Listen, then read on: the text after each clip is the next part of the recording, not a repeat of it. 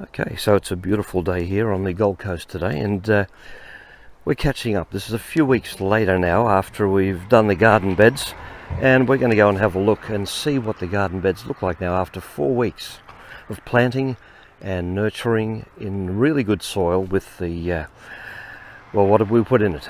We put mushroom compost, organic garden soil, chicken feed, chicken manure and cow manure. We mixed that all up in the soil. We set the beds to rest for a couple of weeks, then we planted them out. Now we're at 4 weeks later, and we're going to have a look and see how these gardens have performed. And let's go through and have a look now. So here we are. Let's have a look at these. We've got these, I don't know whether you'll remember, but over here on the right, just over here, we've got the cucumbers, and 4 weeks in, and they're grown really well. Nothing's died off at all, and we can see that the cucumbers are starting to creep up onto the framework that I put up there. Down here, the companion plants are doing really well, and I can't see any evidence of bugs having gotten into these cucumbers. Over here, we've got the French beans, and look at them. If we come in a little bit closer here, we can see how they're flowering there, and they're just starting to touch the structure there, so they're going to be creeping up there soon. It looks like the cucumbers are a little faster growing, but you know, these beans are a bit harder and maybe they're a bit slower growing. Companion plants are looking good. I'm very happy with that. Yeah, just a little bit to say here about this new hat that I've got. My other straw hat fell apart, and since it's going to be taking years on doing this, I got myself a really good hat. This is a Mexican cowboy hat, and it's made out of Mexican palm. It's really hard, it's really well shaped. I love it. I thought I'd introduce it to you, my new hat. Okay, here we are at the side of the house now, and the last time you saw here, there was nothing growing. And now look at it, 4 weeks later, we've got silver beet growing, we've got sunflowers. There's Miss P in that very lovely hat of hers. She's not going to show her face because, as I said last time, she's a very private person. So what have we got growing here? We've got sunflowers, and if we just sneak in here a little bit, you can see we're going to get a rock melon here as well. Now, we put the rock melon plant in, and we didn't put the tag in straight away, so we think that's the rock melon. So she said, Miss P says that is the rock melon. Are you sure about that? Because we weren't sure before. You know, that's the rock melon. So here we've got the silver beet. This is zucchini. That's a zucchini there, and that's where? This, Okay, zucchini. okay. They're sort of going to creep, aren't they? These are the snow peas. Oh yeah. Putting in there. So, yeah. Okay, now there it is. If you look at the zucchinis here and here, you can see how flat they are. So they're going to creep along the ground. And then looking back at that rock melon there, you can see it's got a different way of growing. It's going to creep too. Oh, the rock melon's going to creep as well. Okay, yep, okay. So, you know, when you start off with this gardening, you learn every day. I just learnt that rock melons creep. Good, very nice. And here's our silver beet. Now, we've raided this patch. This is 4 weeks now, and we've raided this patch 2 or 3 times already and had great meals out of it. So nice to eat your own food. So nice. So recently I built a herbarium. I'm going to call it a herbarium. It's a herb box. I've tried to make it look nice because it's attached to the house, and you know, this is not a real super working farm. But we wanted to get some herbs near the kitchen window to look at, also to smell, and you know, we can observe them a little bit here because herbs are tiny, tender little things. And here we've got them in the soil. Now I'm just going to pull this away here just to give you an idea. Look at this. Look how crumbly. Look how crumbly this soil is. It's moist, and the straw's been keeping it like that. But it's like that, like real soil, because we mixed organic garden soil with the mushroom compost, and we mixed it with the chicken manure and the cow manure. So it's all very rich. It's all very light. And when you dig your hands in here, you can just look at that. Look at that. It's just all crumbly like soil. Now we're going to have a look 4 weeks later. We put 2 small tomato plants in, and we put some lettuce.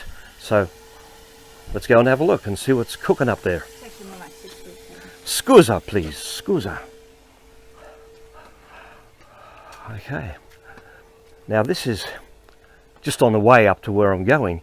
This is another little bed that's just been, well, nothing's been happening here really. So I'm going to dig it up with this special tool that I've got, that I'm going to show you a bit later if I remember, that really helps to make digging and farming on the urban block a lot easier.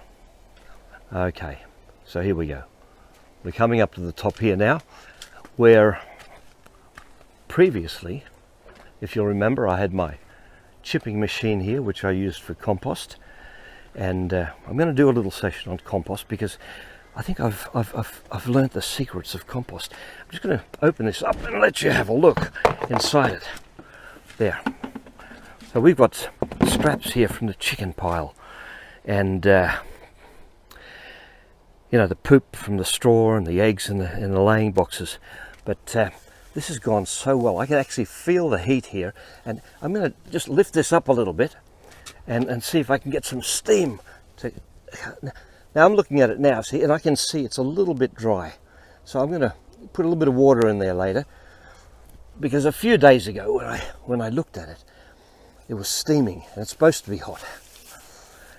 Anyway, more secrets about the compost later, because that's a whole other little session. Okay, in the meantime, here we are. Look at this tomato plant. It's taller than me now, and it's only been a few weeks.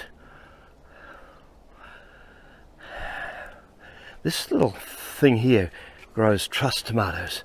So let's have a look and see. Let's have a look and see. There they are. You can see the first ones coming up there. Wherever there's flowers, there's going to be tomatoes. And this is a small truss vine. So, oh look, down here. Now we can actually see the actual... Where do I get these leaves out of the way? Come on. There it is. Look at that. Huh? Little truss tomatoes. And they're going to be sweet. They're going to be like fruit. And you know, they really are fruit, aren't they? That's what they say. Down the bottom here, we've got our lettuce. 4 weeks, and we've been eating lettuce almost every day. Huge salads, so much lettuce, and they're doing so well. And again, because this soil, look at it. When you get under here, it's loose, it's dark, and it's wet. It's beautiful. So the sun gets on there, and it just feeds these plants like crazy. Oh, here we go. Now this is not a truss tomato. This is just one of those tomato plants that makes big, red, juicy tomatoes.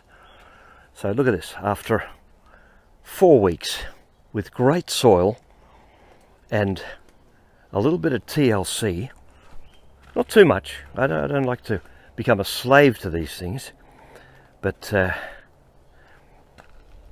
there it is. Our little salad garden. So I'm just going to take you past the pumpkin patch here. I want to walk up to the where the chickens are kept. I'm not going to do much with them or talk much about them today. Just want to show you. It's a bit of a walk around, and you can see there's a little bungalow up the top there. I built that years ago. It was started falling down, and I restructured it when we started the permaculture. And there's the mango tree. And here's the pathway going up. Got a lot of flowers, a lot of beauty around here. Very nice. So nice. So now up the steps, because it's an uneven block, and really that's one of the reasons I chose this block, because in the suburbs there's plenty of flat blocks where you can play cricket, but I don't play cricket. And I really like this sort of jungly look about the place.